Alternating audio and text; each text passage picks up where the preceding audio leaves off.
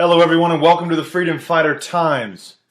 I want to share this image with you that was sent to us, and it was from a personal account on Facebook. That's the original source.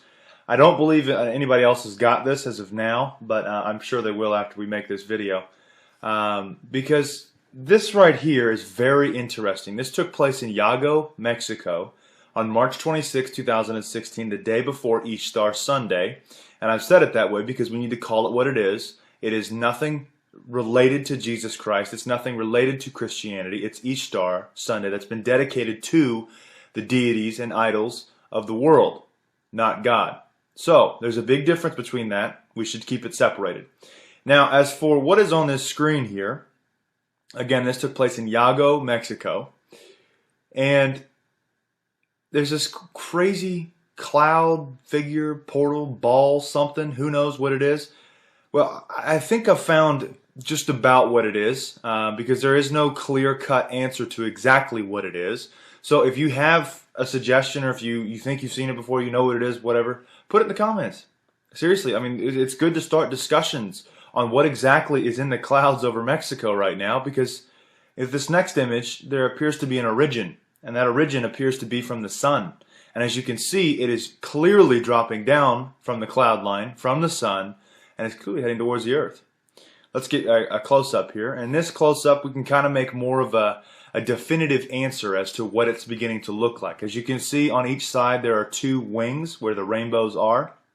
You can also see a complete circle in the middle, as well as something appears to pop up here, whether that's just the cloud messing up or whatever, but there's definitely something popping up right here. And I couldn't tell if there was a tail or what have you, right? But anyway, so we have a clear circle here. We have two wings here, and we have another tail going off on this end, right? That you could almost say is feathers. So let's keep going. Before we go into exactly what I think this is, I want to show you something else. If you remember this image here, I want you to look at the bottom right of your screen. Do you see any name that kind of sticks out? Monsanto. Monsanto. What the hell are they doing there? I just thought that was weird. It was in the image. Very strange. Anyways, back to the image. Now, as I've clearly shown you what it looks like, what we can see up close, we can even go a little bit further. As you can see, there's a clear ball there. There's definitely two wings on this side, or two straight lines around the ball. And as you can see, there's a little bit of a tail going off on the side here, as well as there's something right here or something right here, okay? So let's back it up again. Let me recenter that image. And now I'm going to go into exactly what I think it is. Uh-oh. There we are. This is a figurine or an idol dedicated to Baal. B-A-A-L.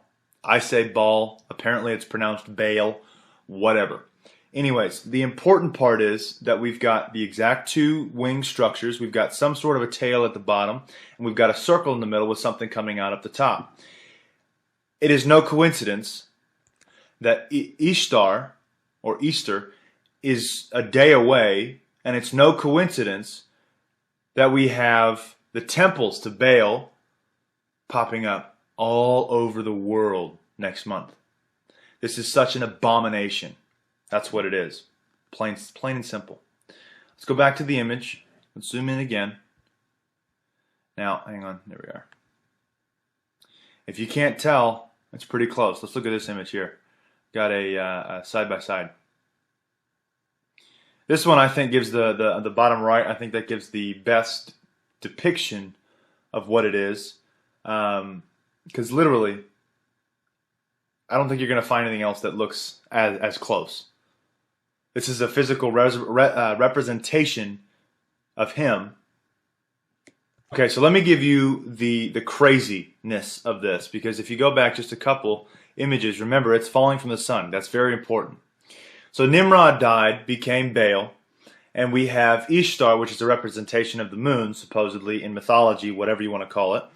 And then Ishtar gave birth to Baal's son, which would be Tammuz, which would mean that Tammuz was birthed from the sun, if we were to follow this mythology, correct? Okay, so we literally have a ball or a Baal representation coming down from the sun in the shape of the clouds, or in the clouds, in the shape of a figurine that is a representation of Baal. If that doesn't bear any more of a resemblance to it, I don't know what will for you. The other thing that's very strange is, of course, these temples that are being resurrected, if you want to call it that, all over the place. There's a very big problem with that. It's happened before. It's happened before, and it's happened before. And no, it hasn't happened in modern times as much. It's all been swept under the rug or hidden. It was done in Israel. Old Israel. Ancient Israel. It's been done time and time again. The people who follow God end up getting misled and deceived, and they follow Baal. And God then gets very angry. And typically a war or a foreign nation is brought against his people who have fallen away. Because in the timeline of the end, the great falling away comes first. Alright, so now we're going to jump to a quick little side note. We posted this. Emma did a great job on this report here. CERN praising the beast, Easter Nazi hive mind connection exposed. And in the beginning of this, we put all of the Easter information as the non-exclusive or non-unlimited, which is if you don't know by now, we offer exclusive content. It's heavily researched information. Check it out if you want to see it. But for now, for the free stuff that we have in this part, which you can find anywhere online, is literally about Ishtar. And I want to explain this to you. I'm going to read this to you. Ishtar, which is pronounced Easter, was a day that commemorated the resurrection of one of their gods, that they called Tammuz, who was believed to be the only begotten son of the moon goddess and the sun god. In those ancient times, there was a man named Nimrod, who was the grandson of one of Noah's son named Ham. Ham had a son named Cush, who married a woman named Semiramis. Cush and Semiramis then had a son named Nimrod. After the death of his father, Nimrod married his own mother and became a powerful king. The Bible tells us of this man, Nimrod, in Genesis chapter 10, verses 8 through 10 as follows. And Cush begat Nimrod. He began to be a mighty one in the earth. He was a mighty hunter before the Lord. Wherefore it is said, even as Nimrod, the mighty hunter before the Lord, and the beginning of his kingdom was Babel, and Erech, and Akkad, and Calneh, in the land of Shinar. Nimrod became a god-man to the people and Semiramis. His wife and mother became the powerful queen of ancient Babylon. Nimrod was eventually killed by an enemy, and his body was cut in pieces and sent to various parts of his kingdom. Semiramis had all of the parts gathered except for one part that could not be found. The missing part was his reproductive organ. Semiramis claimed that Nimrod could not come back to life without it, and told the people of Babylon that Nimrod had ascended to the sun and was now to be called Baal, the sun god.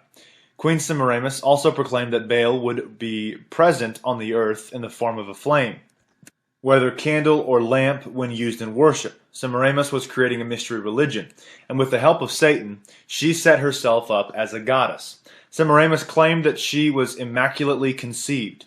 She taught that the moon was a goddess, that went through a 28-day cycle and ovulated when full. She further claimed that she came down from the moon in a giant moon egg that fell into the Euphrates River. This was to have happened at the time of the first full moon after the spring equinox. Semiramis became known as Ishtar, which is pronounced Easter, and her moon egg became known as Ishtar's egg. Ishtar soon became pregnant and claimed that it was the rays of the sun god, Baal, that caused her to conceive. The son that she brought forth was named Tammuz. So, every year, on the first Sunday after the first full moon after the spring equinox, a celebration was made. It was Ishtar's Sunday and was celebrated with rabbits and eggs. Now let's review this one more time. So we've got one representation of Baal.